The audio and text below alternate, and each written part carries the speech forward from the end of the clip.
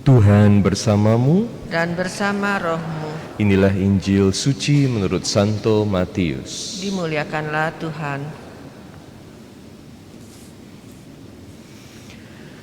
Sekali peristiwa setelah mendengar berita pembunuhan Yohanes Pembaptis, menyingkirlah Yesus dengan naik perahu. Ia bermaksud mengasingkan diri ke suatu tempat yang sunyi. Tetapi orang banyak mendengarnya dan mengikuti dia dengan mengambil jalan darat dari kota-kota mereka.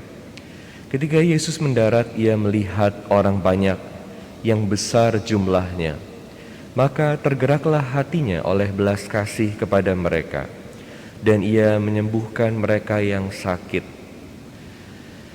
Menjelang malam, para murid Yesus datang kepadanya dan berkata, "Tempat ini sunyi dan hari sudah mulai malam. Suruhlah orang banyak itu pergi, supaya dapat membeli makanan di desa-desa." Tetapi Yesus berkata kepada mereka, "Mereka tidak perlu pergi. Kalian saja memberi mereka makan." Jawab mereka, "Pada kami hanya ada 5 buah roti dan 2 ekor ikan." Yesus berkata, "Bawalah kemari." Lalu disuruhnya orang banyak itu duduk di rumput. Setelah itu ia mengambil ke-5 buah roti dan ke-2 ekor ikan. Sambil menengadah ke langit diucapkannya doa berkat. Dibagi-baginya roti itu dan diberikannya kepada para murid. Para murid lalu membagi-bagikannya kepada orang banyak. Mereka semua makan sampai kenyang. Kemudian potongan-potongan roti yang sisa dikumpulkan sampai 12 bakul penuh. Yang turut makan kira-kira 5.000 orang pria, tidak termasuk wanita dan anak-anak. Demikianlah Injil Tuhan. Terpujilah Kristus.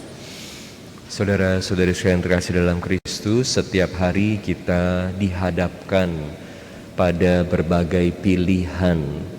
Dan pilihan yang mendasar yang kita perlu jawab adalah apa yang kita perlu lakukan sebagai kontribusi kita terhadap masyarakat, terhadap hidup.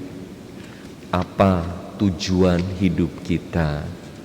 Kita semua sebagai manusia sudah diberi kemampuan oleh Tuhan untuk bisa melakukan sesuatu dalam hidup, untuk punya guna buat masyarakat, buat orang lain.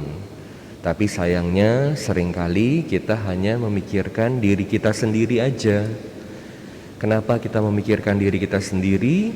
Karena kita hanya memikirkan bagaimana kita bisa terus hidup kita sendiri. Atau seringkali kita merasa kita terlalu kecil, kita ini siapa bisa berguna buat orang lain, bisa membantu penyelesaian masalah yang kita lihat begitu besar. Kita lupa bahwa setiap orang itu sudah diberi kemampuan.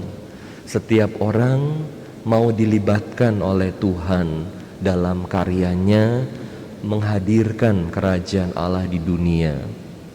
Jadi yang kita perlu lakukan adalah selalu mau terlibat, berkontribusi dalam karya Tuhan.